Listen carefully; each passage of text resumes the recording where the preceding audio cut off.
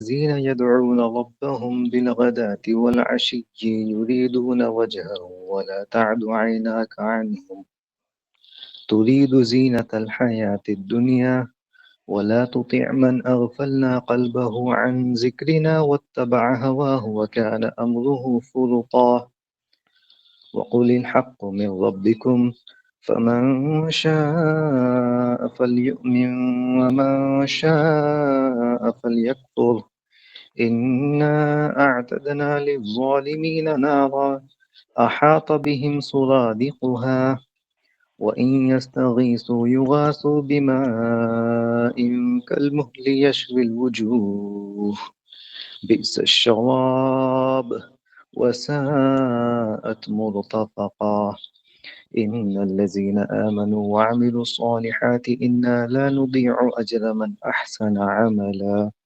أولئك لهم جنات عدن تجري من تحتهم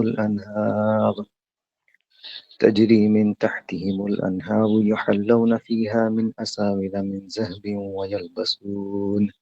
ويلبسون ثيابا خضرا من سندس وإستبرق متكئين فيها على الأرائك نعم الثواب وحسنت مرتفقا صدق الله العظيم.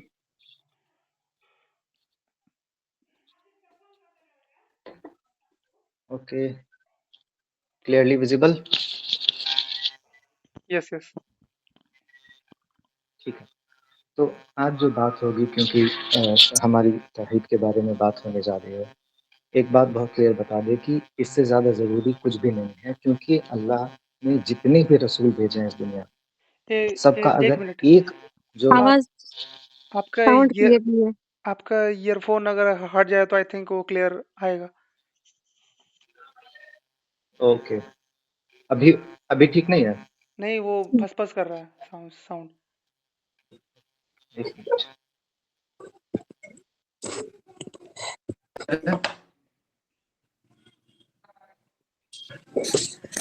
ہلو. ہاں، اب دیکھ. Fine fine. Okay okay. تو ہم جیسا کہ بتا رہے تھے کہ اللہ نے جتنی بھی رسولوں کو بھیجا اس دنیا میں سب کا اگر ایک مقصد بتا دیا جائے تو پھر وہ ہے لوگوں کو جو ہے توحید کی طرف بلانا. ٹھیک ہے، باقی سب مائک آف کر لیں تھوڑی دیر کے لیے، اگر کچھ سوال ہوگا تو پھر آپ آن کریں. ٹھیک ہے. تو توحید ایک ورڈ کے طور پر قرآن میں کہیں بھی مینشن نہیں ہے، لیکن یہی چیز کو کچھ لوگ اٹیک بھی کرتے ہیں اسلام کو کہہ کر کہ جو ہے آپ توحید کو سب سے زیادہ ضروری کہتے ہو، آپ ایک اللہ کی عبادت کو سب سے زیادہ جو ہے سینٹرل تھیم کہتے ہو پورے اسلام کا، تو پھر یہ قرآن میں کیوں نہیں لکھا ہوا ہے؟ تو دیکھیے، یہ جو ورڈ ہوتا ہے کوئی بھی چیز، ضروری نہیں ہے کہ ہر چیز میں ہر جگہ مل جائے. کچھ چیزوں کو ہم لوگ ایکسٹریپولیٹ بھی کرتے ہیں، یعنی کہ اللہ احد ہے، قل هو اللہ احد بولتے ہیں، تو اسی سے جو ہے وہ توحید آیا ہے. اسی طرح سے جو ایک ورڈ ہے عقیدہ، وہ قرآن میں کہیں بھی نہیں لکھا ہوا ہے کہ یہ عقیدہ ہے. لیکن کیا اس کا یہ مطلب ہو جائے گا کہ جو ہے عقیدہ ضروری نہیں ہے اس کے بارے میں جاننا؟ تو آج ہم لوگ توحید اور عقیدے کے ہی بارے میں بات کر رہے ہیں، کیونکہ یہی بلڈنگ بلاک ہے ایک مسلمان ہونے کا، اور باقی جتنے بھی اعمال ہم لوگ کر رہے ہیں، ٹھیک ہے، سب اسی پر جو ہے ڈیپینڈنٹ ہے. اگر ہمارا توحید اور عقیدہ صحیح ہے تو ہمارے باقی سارے اعمال قابل قبول ہے. ورنہ آپ خود ایک امیجن کریں کہ ایک شخص جس کے پاس ایمان نہیں ہے اور وہ اگر نماز پڑھتا ہے تو کیا اس کو اس کا اجر مل جائے گا؟ ہرگز نہیں. تو توحید کو بھی اسکالرس نے جو ہے 3 بھاگ میں بانٹا ہے. ٹھیک ہے، کہ اس کو جو ہے 3 ایسپیکٹ ہم لوگوں کو مینلی سمجھنا ہے، اور اس کو بھی قرآن سے ہی نکالا گیا ہے، قرآن سے ہی اس کو جو ہے لیا گیا ہے. تو اس کا پہلا جو ہے وہ ہے توحید ربوبیت، اور ایک ہے توحید عبادہ، اور ایک ہے توحید اسماء و صفات. ہم لوگ ایک ایک کر کے ان کو دیکھتے ہیں، اور پھر ہم دیکھتے ہیں کہ ان میں اگر کبھی خرابی آ جائے، خامی آ جائے، تو پھر جو ہے ہم لوگ جو ہے کس طرح شرک کے دروازے میں چلے جائیں گے. اور اس دنیا میں سب سے بڑا ظلم، سب سے بڑا گناہ اگر کوئی ہے تو وہ شرک ہی ہے، جو کہ ہمارے اور اللہ کے بیچ میں ہے. اب چلیے، اس پر بھی جو ہے کچھ لوگ جو ہے سوال اٹھاتے ہیں اور کہتے ہیں کہ کوئی شخص کسی کا مرڈر کر دے، ٹھیک ہے، وہ آپ کے لیے چھوٹا گناہ ہے، لیکن کوئی جو ہے اللہ کے ساتھ کسی اور کو شریک کر لے تو وہ بڑا گناہ کیسے ہو سکتا ہے؟ देखिए, गुनाह दो तरह का होता है। एक हमारे और हमारे रब के बीच में है, और एक हमारे और बाकी सारे लोगों के बीच में है। तो इन दोनों को मिक्स नहीं करना चाहिए। बात यह है कि हम अल्लाह के साथ सबसे ज्यादा अगर कोई जुल्म कर सकते हैं, सबसे ज्यादा अगर कुछ गलत कर सकते हैं, तो वो शिर्क है। इसलिए इसको सबसे बड़ा गुनाह किया गया है, कहा गया है। हाँ, तो तौहीद रुबूबियत, रब का जो मतलब होता है वो होता है मास्टर, लॉर्ड। लेकिन इसमें बहुत सारे एस्पेक्ट्स आते हैं। अल्लाह को अगर हम रब मानते हैं तो इसका ये मतलब है कि अल्लाह हमें पैदा करने वाला है, हमें रिस्क देने वाला है, जिंदगी और मौत देने वाला है, और हमारी किस्मत लिखने वाला है। ठीक है। और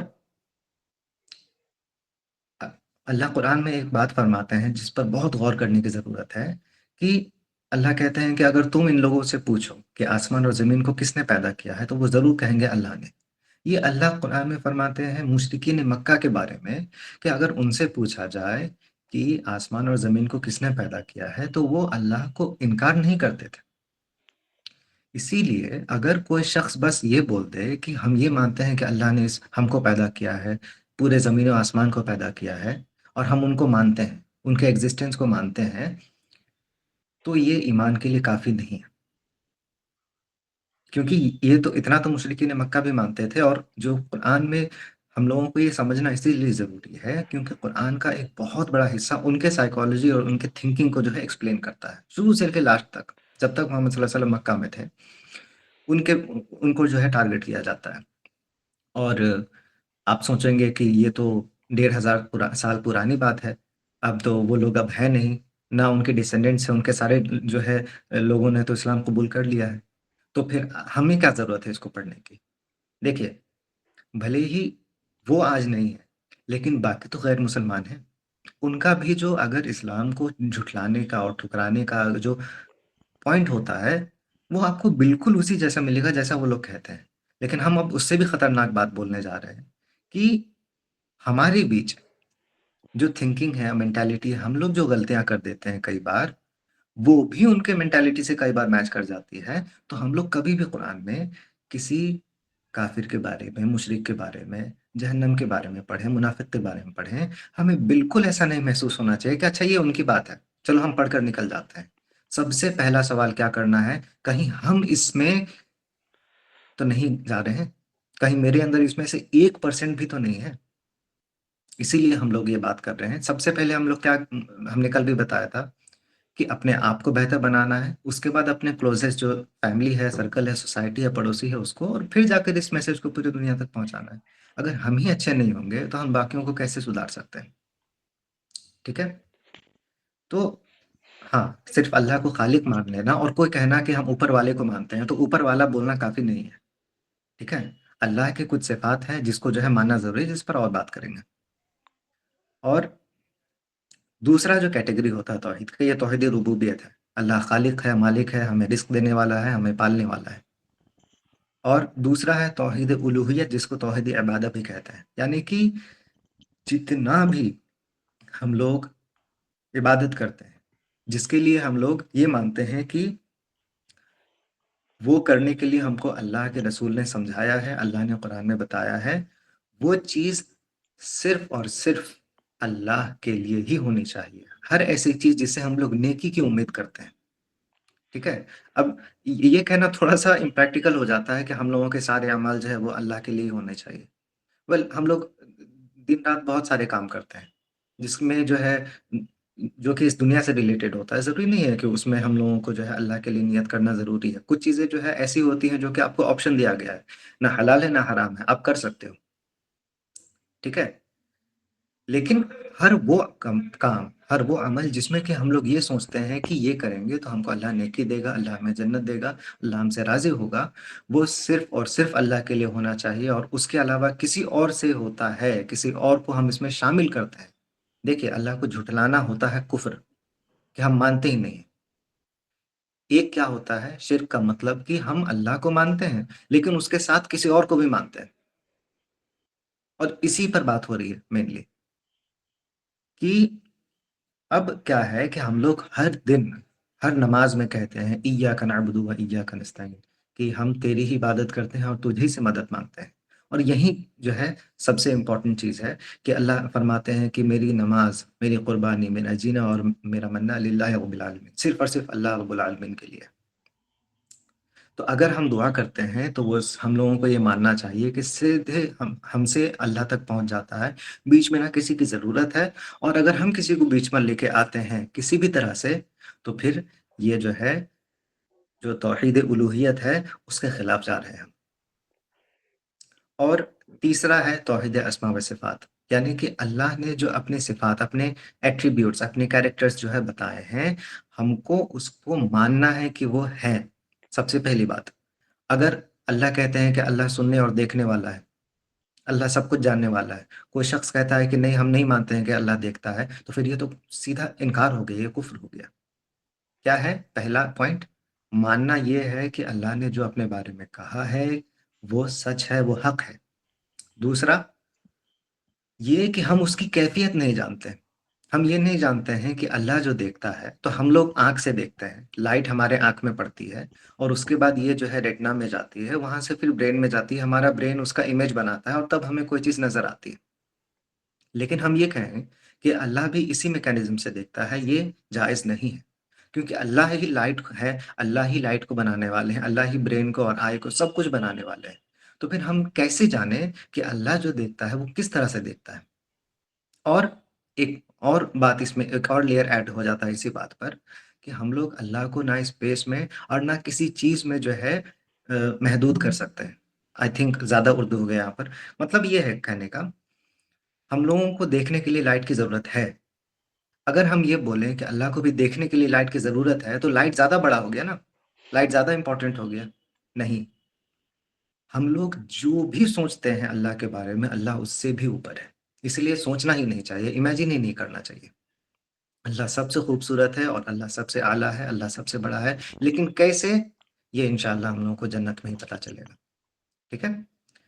اور اللہ خود کہتے ہیں قل هو اللہ احد اللہ الصمد لم یلد ولم یولد ولم یکن له کفوا احد، مطلب اللہ کے جیسا کوئی بھی نہیں۔ ٹھیک ہے؟ یہ تینوں کیٹیگری ہو گئے توحید کی۔ اوکے، اب ہم لوگ بات کریں کہ شرک جو ہے وہ کیسے ہو سکتی ہے۔ ہم لوگ یہ اگر سوچ لیں نا کہ شرک صرف مورتی کی جو ہے پوجا کرنا ہے، تو یہ بالکل جو ہے سپرفیشل تھنکنگ ہے، کیونکہ اگر ایسا ہوتا تو پھر ہمیں بار بار بار بار اس کی جو ہے وارننگ نہیں دی جاتی، اس سے سمجھایا نہیں جاتا، کیونکہ یہ ہمارے چاروں طرف بہت ہی ہڈن فارمز میں ایگزسٹ کر سکتا ہے اور کرتا بھی ہے، اس لیے ہمیں بار بار سمجھایا جا رہا ہے کہ کس طرح اس سے بچنا ہے۔ ٹھیک ہے؟ سب سے پہلا ہم نے توحید ربوبیت کہا کہ اللہ کو رب ماننا ہے۔ اس میں کیسے ہو سکتا ہے؟ جیسے کہ ایک ہم ڈاکٹر ہیں، ہم نے اگر جو ہے کسی کو دوا دیا، تو پھر اگر وہ یہ کہے کہ ہم نے اس کا علاج کیا ہے اور اس میں جو ہے اللہ کا جو ہے کوئی نام نہ لے اور نہ من میں ذرا بھی سوچے اور نہ اللہ کا شکر ادا کرے، وہ ہم کو سمجھ لے کہ جیسے کہ لوگ کئی بار ایسا بول دیتے ہیں کہ آپ جو ہے بھگوان ہیں، ڈاکٹر بھگوان ہوتے ہیں، یہ بہت ہی غلط پرسپشن ہے۔ اللہ قرآن میں فرماتے ہیں کہ شفا دینے والا اللہ ہے۔ ہم لوگ بھی جب بھی علاج کرنے جاتے ہیں ایسا ہونا چاہیے کہ سب سے پہلے ہم لوگ اللہ سے دعا کرتے ہیں کہ ہم جو ہے صحیح علاج کر سکیں، کیونکہ ہم یہ مانتے ہیں کہ چاہے ہم کچھ بھی کر لیں، لیکن جس دن اللہ نے جس شخص کی جو ہے موت لکھ رکھی ہوگی، دنیا کا نہ کوئی دوا اور نہ ہی کوئی پروسیجر، کوئی سرجری اس کو نہیں بچا سکتی ہے۔ تو کسی بھی شخص سے ایسی امید لگانا، ایسی محبت کرنا اور اس طرح سے جو ہے اس کو ماننا جیسے ہم اللہ کو ماننا چاہیے، یہ توحید کے خلاف ہے۔ ٹھیک؟ ہاں، اگر ہمارے کوئی مدد کرتا ہے تو اس کو اپریشیٹ کرنا یا پھر اس کو جو ہے اچھا سمجھنا، یہ غلط نہیں ہے، روم میں چلے لیکن جاؤ نماز اسی کو پڑھنے سب کچھ مان لینا یہ غلط ہے، دونوں میں فرق ہے نا۔ اسی طرح سے کوئی شخص یہ سمجھے کہ میرے پاس کسی نے کوئی تم لوگ تعویذ دے روم میں رکھا ہے، مت جاؤ. شکلیں تم آف کر سکتے ہو کسی کا؟ Uh, ہاں ہاں، yes, yes. جن کا مائک آن ہے تم آف کر سکتے ہو۔ Okay, okay, yes. اوکے، ہاں، Hmm. اسی طرح سے اگر ہم کسی مصیبت میں، کسی پریشانی میں، اور ہم کو جو ہے کوئی چیز دے دیتا ہے کہ اس کو اپنے گلے میں، اپنے ہاتھ میں باندھ کے رکھو، اور جب تک تم اس کو رکھو گے تب تک تمہارے ساتھ سب کچھ اچھا ہوگا، یہ بھی جو ہے شرک کا ایک مائنر فارم ہے، کیونکہ آپ اللہ سے دعا نہیں کر کے، اللہ سے امید نہ رکھ کے کسی دھاگے اور کسی تعویذ پر یہ کہہ رہے ہو کہ یہ میری مدد کرے گا۔ اب اس میں کچھ لوگوں کا اختلاف ہے کہ قرآن کو جو ہے لٹکانا گلے میں، وہ جو ہے اس لیے حلال ہے کیونکہ ہم لوگ یہ مان رہے ہیں کہ جو ہے قرآن سے اللہ کا کلام ہے، ہم اللہ کو مان رہے ہیں اور قرآن سے ہم مدد لے رہے ہیں۔ لیکن پھر بھی جو اسکالرس کہتے ہیں کہ چلیے کہ یہ جو ہے اس طرح کا شرک نہیں ہے، تب بھی یہ بات سمجھنے کی ضرورت ہے کہ ہاں ٹھیک ہے، لیکن اللہ کے رسول نے، ان کے صحابہ نے ایسا کیوں نہیں کیا؟ اگر یہ جو ہے ایک جو ہے طریقہ ہوتا ہے علاج کا، ہاں قرآن کو پڑھ کے علاج کیا گیا ہے۔ سورہ فاتحہ بہت اچھا علاج کا ایک ذریعہ ہے۔ آیت الکرسی پڑھیے آپ، سورہ فلق، سورہ ناس پڑھیے، قل هو اللہ احد پڑھیے، سورہ جو ہے بقرہ کے آخری 2 آیت پڑھیے، ٹھیک ہے؟ اس کو جو ہے آپ پڑھیے، اس کو پانی میں دم کر کے پیجیے، جس جگہ میں آپ کو درد ہو رہا ہے اس جگہ میں جو ہے پڑھ کے دم کیجیے، یہ سب کچھ ثابت ہے۔ لیکن کہیں بھی یہ نہیں کہا گیا ہے کہ آپ قرآن کو لے کر اپنے کار میں، اپنے گھر میں لٹکا دیجئے اور قرآن کی تلاوت کو چھوڑ دیجئے اور یہ سمجھیے کہ یہ جب تک میرے پاس ہے، ہاں دیکھیے دقت اس چیز میں نہیں ہے کہ ہم قرآن کو مان رہے ہیں، یہ تو بہت اچھی بات ہے، لیکن ہم نے قرآن کی تلاوت کو چھوڑ کر، قرآن کو اس کی سمجھ کو چھوڑ کر ایک پیپر کے ٹکڑے پر امید بنا رکھا ہے کہ یہ جب تک میرے ساتھ ہے تب تک ہم ٹھیک ہیں۔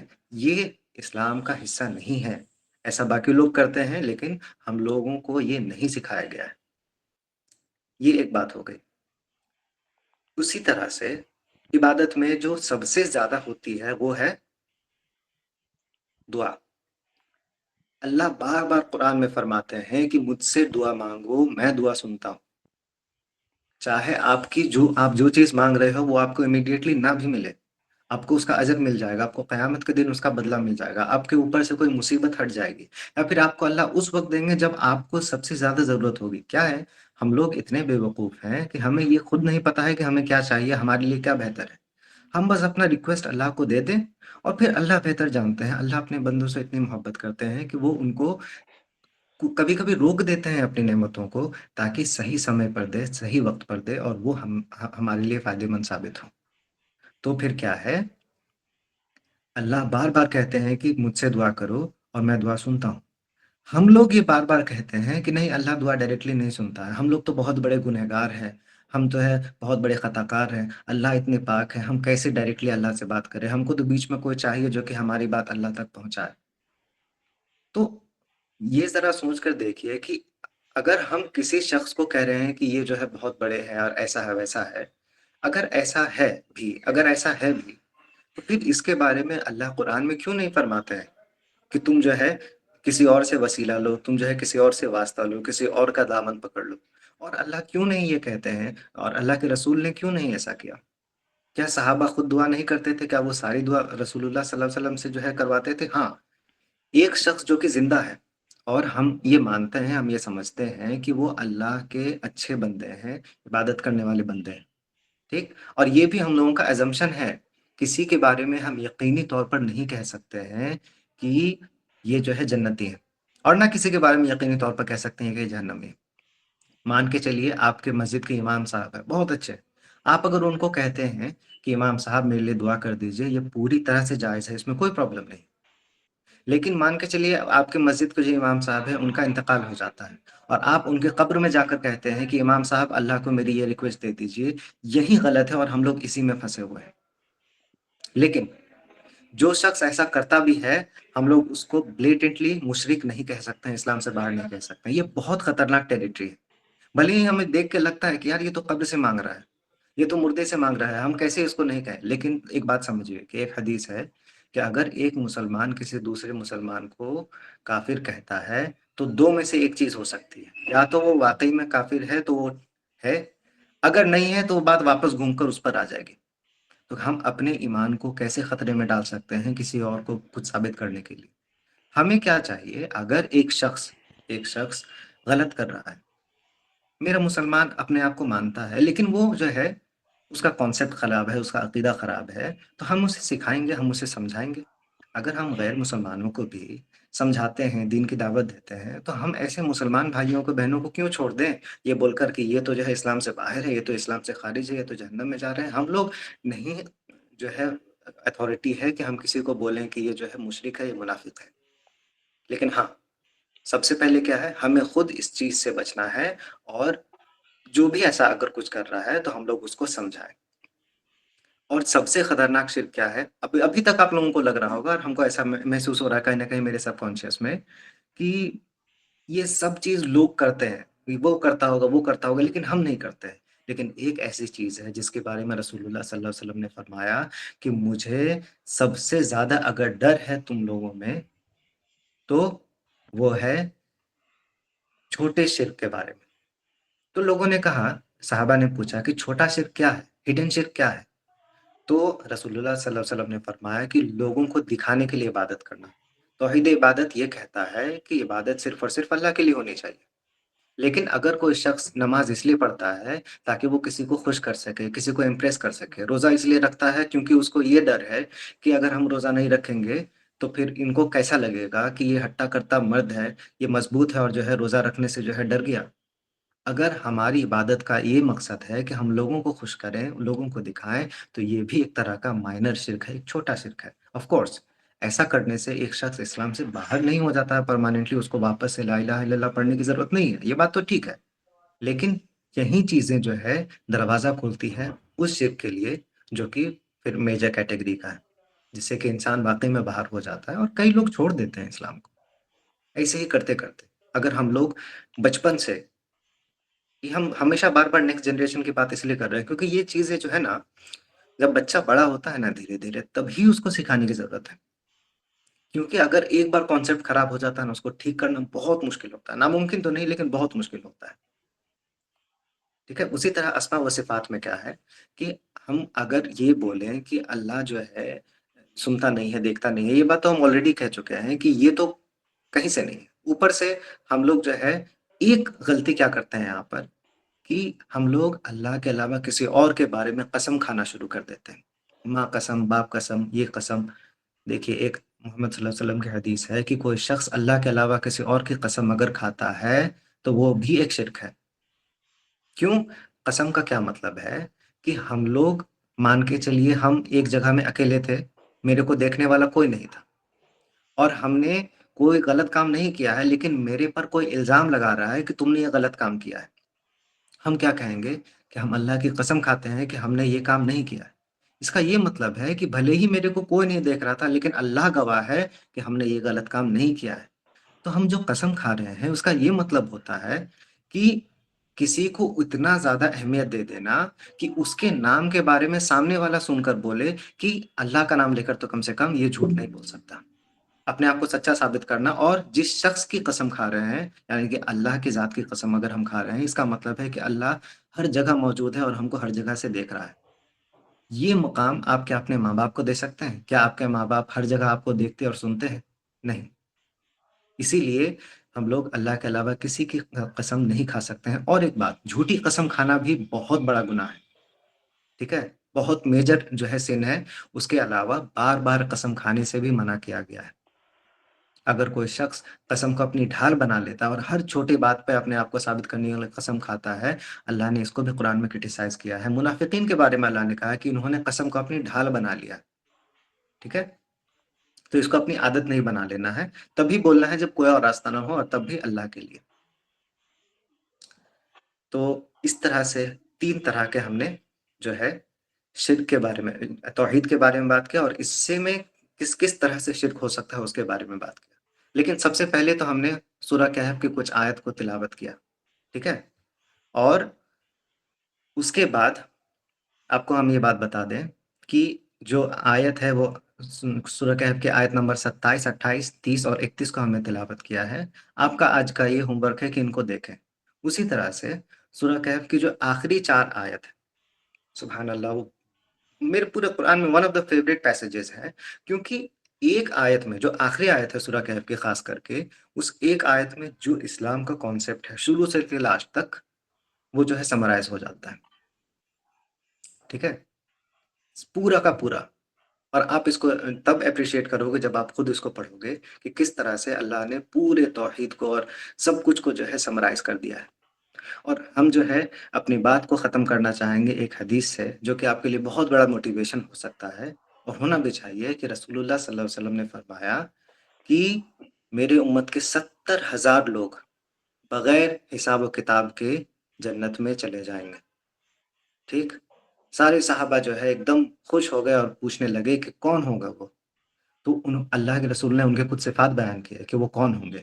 تو ان کی صفات میں کیا ہے کہ وہ کبھی بدشگونی نہیں لیتے ہیں، بیڈ لک جس کو بولتے ہیں ہم لوگ، ایسا ہو گیا تو اب میرا قسمت خراب ہو گیا، ویسا ہو گیا تو ایسا ہو گیا۔ ٹھیک ہے، آج جو ہے چڑیا اس طرف سے اڑ گیا، آج بلی نے راستہ کاٹ دیا، آج ہم نے کالا دیکھ لیا، آج ہم نے اجلا دیکھ لیا۔ یعنی کہ ہم لوگوں کا یہ توکل ہونا چاہیے، ایمان ہونا چاہیے کہ ہمیں جو بھی اچھا یا برا ہوتا ہے سب اللہ کی طرف سے ہے۔ ٹھیک ہے، بلی کے راستے کاٹنے سے اگر آپ کا صحیح اور غلط ہو جائے تو سوچئے کہ آپ کتنے کمزور ہے، کہ ایک بلی جو ہے آپ کی قسمت کو ڈیٹرمائن کر رہا ہے۔ تو پہلا کیا ہے، بدشگونی وہ نہیں لیتے ہیں۔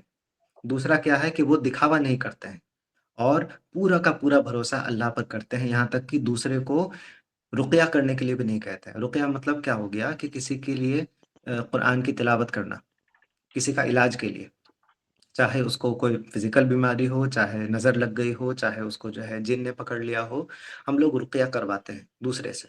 لیکن ان کی صفات ایسی بیان کی گئی، اور وہ جائز ہے، کرایا جا سکتا ہے، لیکن ان کی صفات ایسی بیان کی گئی ہے کہ یہ اتنا زیادہ بھروسہ کرتے ہیں اللہ پر کہ ہمیشہ خود دعا کر لیتے ہیں اللہ سے، اور خود جو ہے اپنا جو ہے رقیہ خود کر لیتے ہیں، اور پورا کا پورا بھروسہ اللہ پر رکھتے ہیں۔ یعنی کہ شرک کا جو مائنر سے مائنر فارم ہوتا ہے، چھوٹا سے چھوٹا، اس سے پہ دور رہتے ہیں، تو پھر وہ بغیر حساب کتاب کے جو ہے جو ہے جنت میں چلے جائیں گے۔ اور ایسا مت سمجھیے کہ 70,000 تو بہت کم ہے گیا، کیونکہ ایک اور حدیث میں بیان ہوتا ہے کہ ہر ایک شخص میں اور 70,000، تو آپ 70,000 کو 70,000 سے ملٹیپلائی کر دیں، اتنا بڑا نمبر۔ اور کچھ علماء یہ بھی کہتے ہیں کہ 70 اور 7 اور 770,000 یہ جو ہے ایک کہنے کا طریقہ ہے عرب میں، ضروری نہیں کہ وہ ایگزیکٹ نمبر بتاتا ہو۔ جو کوالٹیز بتائی گئی ہے کہ یہ لوگ جو ہے بغیر حساب کتاب کے جنت میں جائیں گے، ہم لوگوں کو اس کو جو ہے فالو کرنا چاہیے۔ اب ہم جو ہے اپنی بات کو کمپلیٹ کر رہے ہیں، اگر آپ کا کوئی کوشچن ہے تو اس کے لیے ہم تیار ہیں کچھ منٹ کے لیے۔ جی جی میرا کچھ ایک سوال ہے۔ جی جی جی جی پوچھیے۔ یہ پوچھنا تھا کہ سفر میں روزہ رکھنا کیسا ہے؟ سفر میں سب سے پہلی بات آپ کو یہ ڈیسائیڈ کرنا پڑے گا کہ آپ کا سفر جو ہے کتنا مشکل ہے اور کتنا آسان ہے۔ اگر آپ کو ایسا لگتا ہے کہ آپ جو ہے آسانی سے روزہ رکھ سکتے ہیں، آپ جو ہے ایک اچھے سے ٹرین میں جا رہے ہیں، اے سی میں بیٹھ کر جا رہے ہیں یا گاڑی میں جا رہے ہیں اپنے، اور آپ کو نہ نوزیا آ رہا ہے نہ کسی چیز کا دقت ہے، تو پھر آپ اس کو رکھ سکتے ہیں۔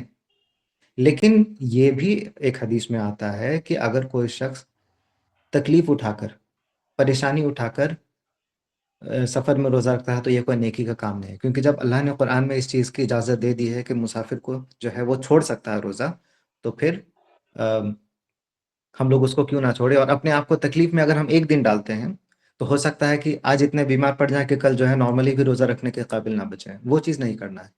اور اس کوشچن پر ایک اور کوشچن آ جاتا ہے کہ پھر مسافر کون ہے؟ اگر ہم 10 کلومیٹر ٹریول کر رہے ہیں، 15 کلومیٹر ٹریول کر رہے ہیں، تو میں بھی ہم لوگ نہیں ہیں۔ جنرلی اس میں اسکالرس کہتے ہیں کہ جب آپ کو لگتا ہے کہ آپ ایک شہر کو چھوڑ کر جا رہے ہیں، یا پھر آپ اتنا ڈسٹینس ٹریول کر رہے ہیں جس سے کہ آپ کو پریشانی ہو، ٹھیک ہے، مینلی پریشانی ہی ہے مین سفر کا نہیں، پرابلم، اصل میں اگر وہ ہوتا ہے۔ جی جی، 1500 کلومیٹر کا سفر ہے، 24 آورس کا۔ آف کورس، تو پھر آپ بالکل چھوڑ سکتے ہیں، جی اور آپ کو یہ بعد میں پورا کرنا پڑے گا، رمضان کے بعد کبھی بھی۔ جی انشاءاللہ۔ یعنی کہ چھوڑنا گناہ نہیں ہے، ہم یہ کہنا چاہ رہے ہیں۔ جی نیکسٹ۔ اور ایک کوشچن ہے کہ اگر کوئی ہم سے عقیدہ پوچھے تو کیا بتانا چاہیے؟ عقیدہ پوچھے کہ آپ کا عقیدہ کیا ہے، یہ پوچھے کوئی مسلمان پوچھے تو اس کا الگ جواب ہوگا، اور غیر مسلمان پوچھے تو الگ جواب ہوگا۔ مسلمان پوچھے گا تو پھر اس میں جو ہے ہم لوگ یہ بتائیں گے کہ ہم لوگ جو ہے اللہ کو جو ہے اس طرح سے مانتے ہیں، اور اللہ کے صفات میں ہی ہم لوگوں کا اختلاف ہے۔ ٹھیک ہے، ہم اس ڈسکشن میں جانا نہیں چاہتے ہیں، لیکن ہم لوگ جس طرح ہم نے جو بتایا نا، یہ سب سے پیورسٹ فارم ہے عقیدہ کا۔ ٹھیک ہے، بائی اینڈ لارج، کہ ہم لوگ اللہ کی جو صفات ہیں، کہ اللہ دیکھتا ہے، اللہ سنتا ہے، اللہ جو ہے کئی بار حدیث میں جو ہے ایسا بتایا گیا ہے کہ اللہ کے ہاتھ ہے، اللہ کے پیر ہیں، قرآن میں بھی بتایا گیا ہے، تو ہم لوگ اس کو مانتے ہیں، اور وہ کیسے ہیں اس کے بارے میں ہم لوگ نہیں سوچتے ہیں۔ لیکن کچھ لوگوں نے اس کو ری انٹرپریٹ بھی کیا ہے، کچھ اسکالرس نے، اور بولا ہے کہ دیکھنے کا یہ مطلب نہیں ہے، دیکھنے کا کچھ اور مطلب ہے، سننے کا یہ مطلب نہیں جیسا ہمارا سننا ہے، اس کا کوئی اور مطلب ہے، اور اس کا انٹرپریٹیشن دیا ہے، اس کا ایکسپلینیشن دیا ہے۔ تو اس طرح سے دیکھا جائے تو عقیدہ میں جو ہے اثری ہے، اور اثری ہے اور ماتوریدی ہے، اس طرح سے ہے۔ لیکن ہم یہ کہنا چاہتے ہیں کہ ہم نے یہ چیز کو اسی لیے انکلوڈ نہیں کیا ہے آج کے ڈسکشن میں، کیونکہ یہ ضروری نہیں ہے ہماری ڈیلی لائف کے لیے۔ ہم اللہ کو جتنا جانتے ہیں، اگر یہ امپورٹنٹ ہوتا نا، بات یہ ہے، سب سے کبھی بھی اگر لگے کہ یہ امپورٹنٹ ہے کہ نہیں ہے کوئی بھی چیز، یہ سوچنا چاہیے کہ اگر کوئی چیز امپورٹنٹ ہے تو اللہ نے اس کو کیوں نہیں بیان کیا ہے؟ اگر کوئی چیز امپورٹنٹ ہے تو رسول اللہ صلی اللہ علیہ وسلم نے کیوں نہیں ایکسپلین کیا؟ تو ہم اس کنٹروورسی میں نہیں پڑھنا چاہتے ہیں۔ اگر کوئی پوچھے عقیدہ کیا ہے تو آپ کہہ دیجئے سورہ فاتحہ ہمارا عقیدہ ہے، جتنی بھی چیزیں سورہ فاتحہ میں ہے، کہ ہم اللہ کو مانتے ہیں اپنا رب، اللہ نے ہم لوگوں کو بنایا ہے، اللہ رحم کرنے والا ہے، اللہ سے ہی ہم عبادت کرتے ہیں، اللہ سے ہی دعا کرتے ہیں، اللہ کی ہی مدد مانگتے ہیں۔ اور سب سے اگر سمپل جواب اگر کوئی بولے کیا ہے آپ کا عقیدہ، تو ہمارا عقیدہ ہے قل هو اللہ احد اللہ الصمد لم یلد ولم یولد ولم یکن له کفوا احد۔ نہ اللہ کو کسی نے پیدا کیا ہے، نہ اللہ نے کسی کو پیدا کیا، اور اللہ کے جیسا کوئی بھی نہیں ہے، اللہ ایک ہے، بس اتنا کافی ہے۔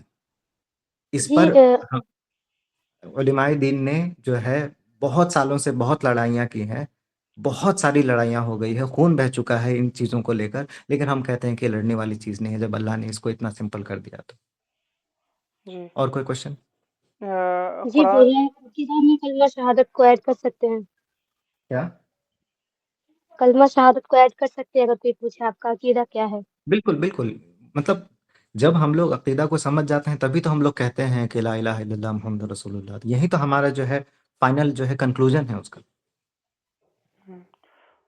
قرآن کی کون سی سورہ توحید کو اچھے سے ایکسپلین کرتی ہے؟ میرا کہنا ہے قل هو اللہ احد جو ہے، اس سے زیادہ شارٹ آپ کو کچھ نہیں ملے گا۔ اوکے، اور اور کسی کا سورہ کوئی کہف سوال؟ کی آخری آیت کو بھی آپ ایک بار ضرور پڑھیے گا، کہ جو اس میں اللہ کہتے ہیں کہ اے رسول آپ کہہ دیجئے کہ میں بس ایک انسان ہوں جو کہ جس پر وحی بھیجی گئی ہے، اور وہ تم تک جو ہے اس کو پہنچانا ہے، اور جو ہے ایمان لے کے آئے گا، اچھے اعمال کرے گا، جو ہے وہ جو ہے کامیاب ہوگا۔ اتنا سمپل کنکلوژن ہے سورہ کہف کی آخری آیت، تو وہ جو ہے سمپلیسٹ آنسر ہو سکتا ہے ونس اگین۔ اوکے، اور کسی کا کوشچن ہو تو پوچھیں آپ سب۔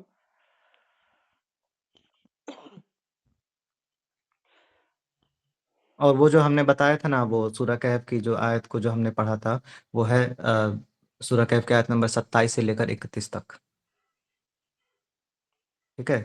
اب اوکے، اب جو لوگ جانا چاہتے ہیں وہ جا سکتے ہیں، لیکن ہم بس ایک پوائنٹ اس میں ایڈ کرنا چاہیں گے کہ اس میں جو ہے جو مشرکین مکہ ہے، انہوں نے کبھی کبھی جو ہے محمد صلی اللہ علیہ وسلم سے یہ ریکویسٹ کیا کہ دیکھیے آپ ٹھیک ہے، آپ اچھے خاندان سے ہیں، آپ کی بات ہم سن لیں گے، لیکن آپ کے جو چاروں طرف یہ جو غلام لوگ ہیں، یہ کالے لوگ ہیں، ٹھیک ہے، یہ جو ہے ایسے اسٹیٹس والے لوگ نہیں ہیں، وہ آپ کے ساتھ بیٹھتے ہیں، ہم ان کے ساتھ نہیں بیٹھ سکتے ہیں، تو ایک کام کیجئے، ان کو آپ ہٹا دیجئے اور تب ہم آپ کے پاس آ کر بیٹھیں گے۔ اللہ سخت اس کے لیے منع کرتے ہیں، اور اللہ سخت جو ہے محمد صلی اللہ علیہ وسلم کو ایک طرح سے جو ہے سمجھا دیتے ہیں کہ آپ ایسا ہرگز نہیں کیجئے کہ جو لوگ صبح اور شام اللہ کا نام لیتے ہیں اور اللہ کو یاد کرتے ہیں، آپ ان سے کبھی اپنی نظر مت ہٹائیے۔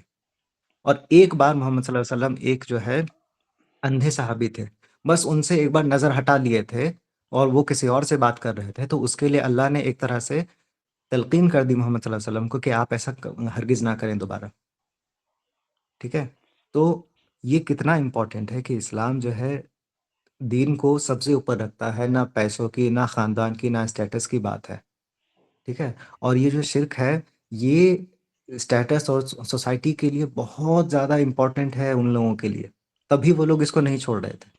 اب ذرا سوچ کر دیکھیے کہ جو لوگ اللہ کو آلریڈی مانتے ہیں اور اللہ کے علاوہ اور لوگوں کو جو ہے شریک کر رہے ہیں کسی چیز میں، ان کے لیے کیا دقت تھا کہ صرف اللہ کو ہی جو ہے معبود مان لیں، اور رسول اللہ صلی اللہ علیہ وسلم کو جو ہے رسول مان لیں، کیونکہ ان کو تو پتا تھا کہ یہ صادق الامین ہے۔ پھر کیا پرابلم تھا؟ دو پرابلم۔ سب سے پہلا پرابلم کہ اگر وہ لوگ اسلام کو قبول کر لیتے تو پھر اس سے یہ ثابت ہوتا کہ ان کے جو خاندان ہیں، ان کے جو باپ دادا ہیں، جن کے لیے وہ سب سے زیادہ فخر کرتے تھے، گھمنڈ کرتے تھے، وہ گمراہ تھے، یہ ماننا پڑے گا ان کو، اور وہ یہ ماننے کو تیار نہیں تھے، ورنہ ان کا خاندان کا اسٹیٹس کم ہو جاتا، اور ان کو ایسا لگ رہا تھا خاص کر کے ابو جہل کو ایسا لگ رہا تھا کہ محمد صلی اللہ علیہ وسلم کا خاندان جو ہے وہ ٹاپ پر چلے جائے گا اور میرا خاندان نیچے آ جائے گا. یہ ایک ریزن تھا. دوسرا ریزن کہ مشرکین کے ٹائم سے ہی حج ہوتا، ابراہیم علیہ السلام کے بعد سے ہی حج ہوتا تھا، اور حج میں بھی مورتیاں لوگ آتے تھے خریدنے کے لیے اور مارکیٹنگ کرتے تھے. ایک بہت بڑا فیسٹیول ہوتا تھا جیسے آج بھی ہوتا ہے.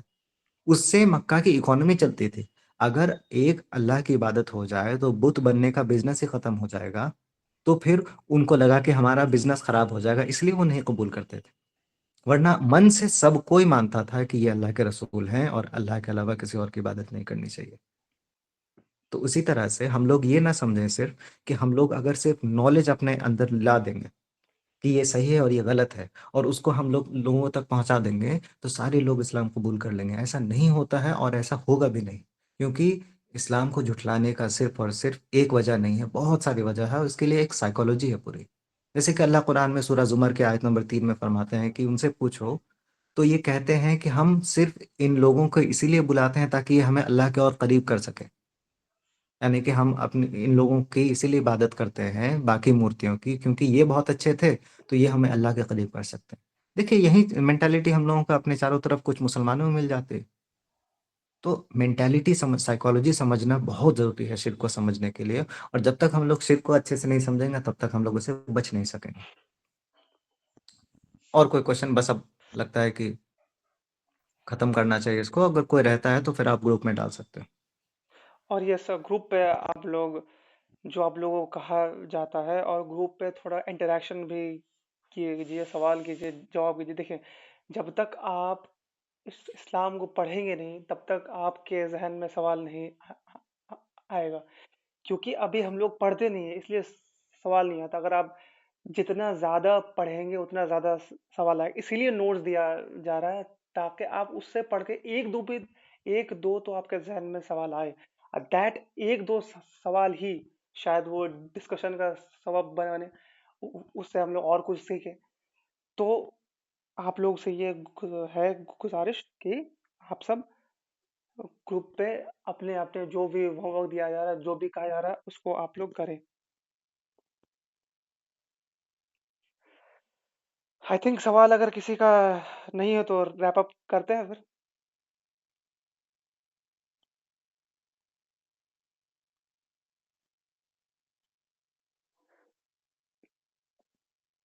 آئی تھنک سوال نہیں ہے کسی کا اور. تو ٹھیک ہے پھر ہم لوگ نیکسٹ ڈے ملیں گے کل یعنی.